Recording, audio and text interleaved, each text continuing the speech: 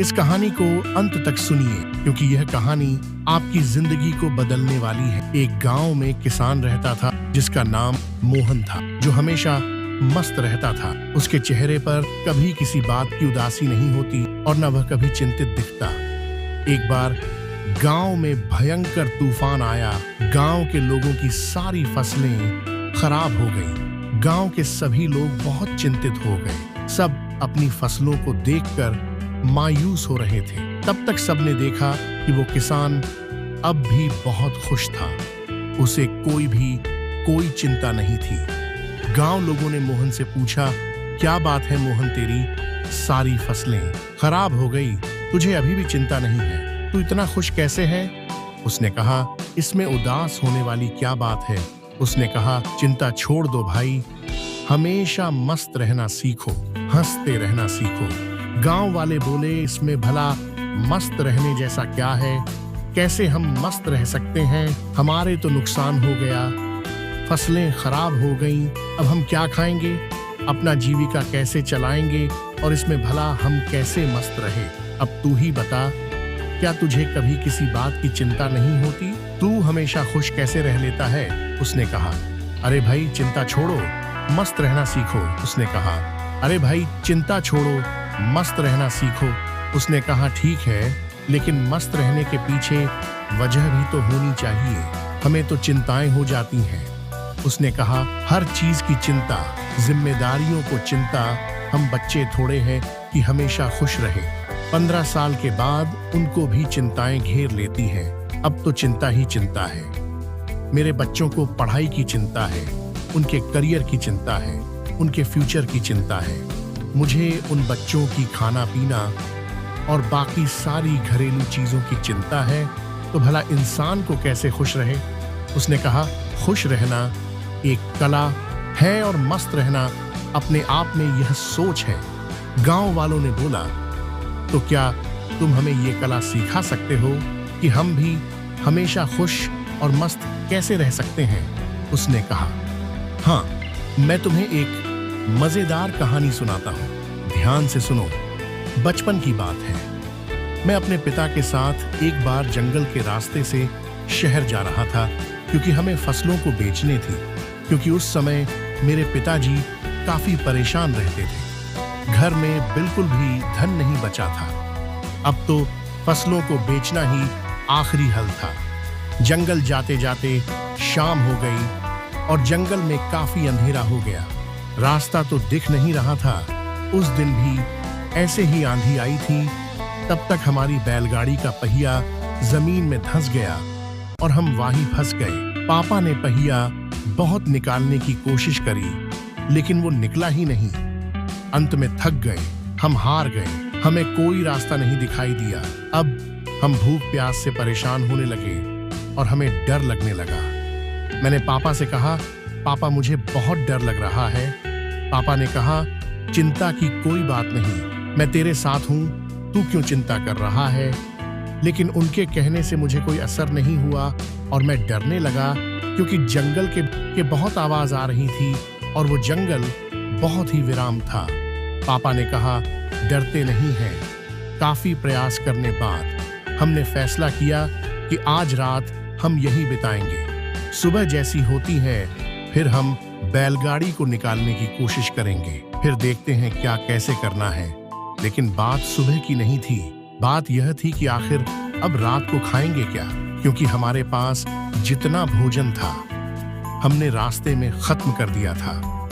हम दोनों बैठकर कुछ सोच ही रहे थे, तभी एक कुटिया दिखाई दी जिसमें से प्रकाश की रोशनी आ रही थी। पापा ने बोला, तुम यहीं पे रुककर आराम करो, मैं अभी कुछ देखता हूँ, शायद कोई मदद के लिए उपाय मिल जाए। पापा फिर चले गए और मैं वहीं पे बैठ के डर के मारे रोने लगा। काफी देर बाद पापा एक महात्मा के साथ आते हुए दिखाई देते हैं। वो महात्मा बड़े ही दिव्य दिख रहे थे। फिर हम तीनों ने मिलकर जोर लगाया और बैलगाड़ी का पहिया उस गड्ढे से बाहर निकाल दिया और हमारी बैलगाड़ी बाहर निकल गई। पापा ने उस महात्मा का धन्यवाद किया और हम लोग आगे चल पड़े। उस महात्मा हमें कुछ खाने को भी दिया था। मैंने पापा के हाथ में एक कागज देखा। मैंने पूछा वो क्या है, लेकिन पापा ने उसके बारे में कुछ भी नहीं बताया।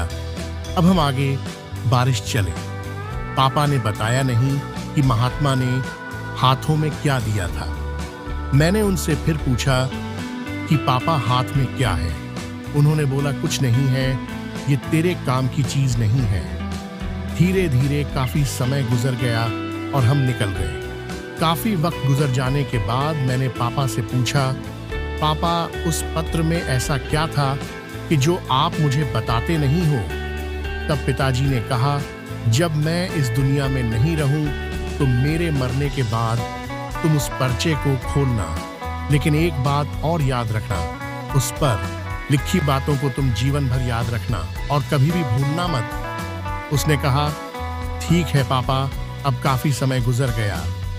गांव के लोगों ने मोहन से पूछा, वो सब तो ठीक है, लेकिन हमें चिंता क्यों ना हो? हमें तो चिंता होगी ना, हमारी फसलें खराब हो गईं। मोहन ने कहा, क्या क्या तुम फसलों को ठीक कर सकते हो?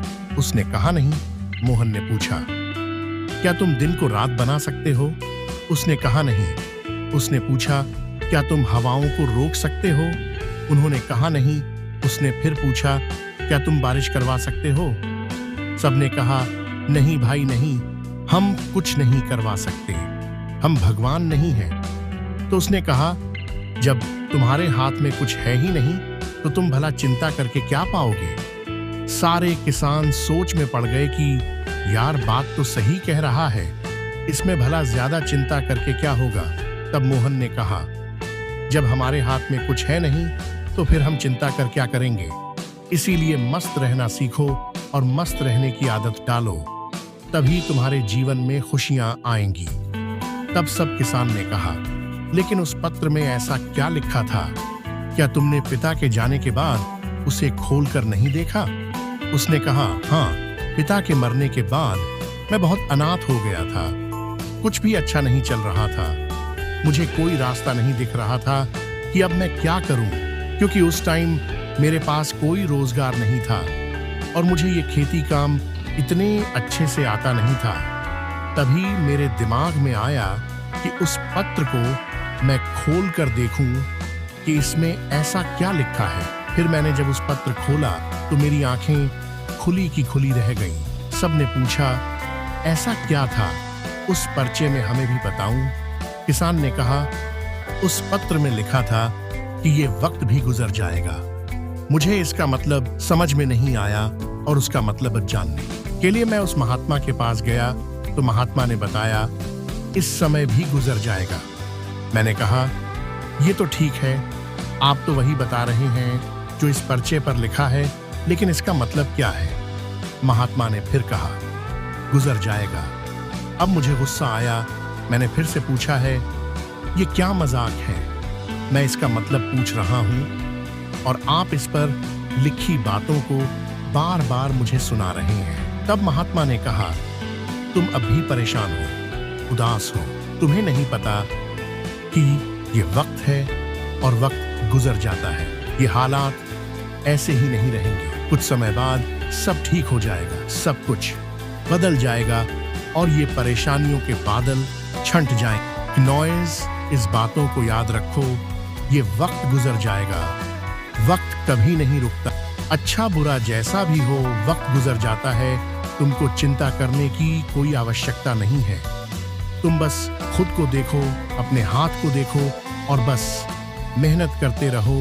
धीरे धीरे वक्त जैसा भी हो, समय बदल जाता है। गौर से देखो, तुम्हारे हाथ में कुछ भी नहीं। तुम बेमतलब में फालतू की चिंताएं कर रहे हो, फालतू की मुश्किलों को और बड़ा बना रहे हो, जो किसी भी तरह से कल नहीं होने वाली वक्त अपने आप गुजर जाता है।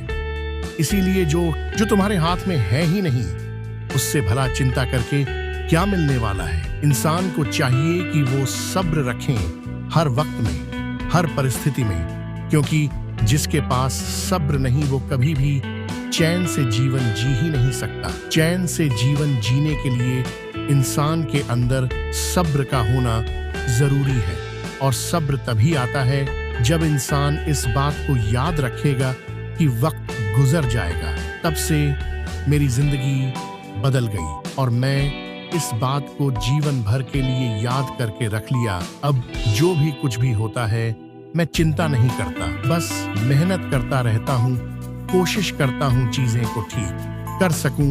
मैं उसे चिंता करके क्या करूं और लोगों से बस यही कहता हूँ, मस्त रहो, खुश रहो, चिंता मत करो। चिंता तक ले जाती है।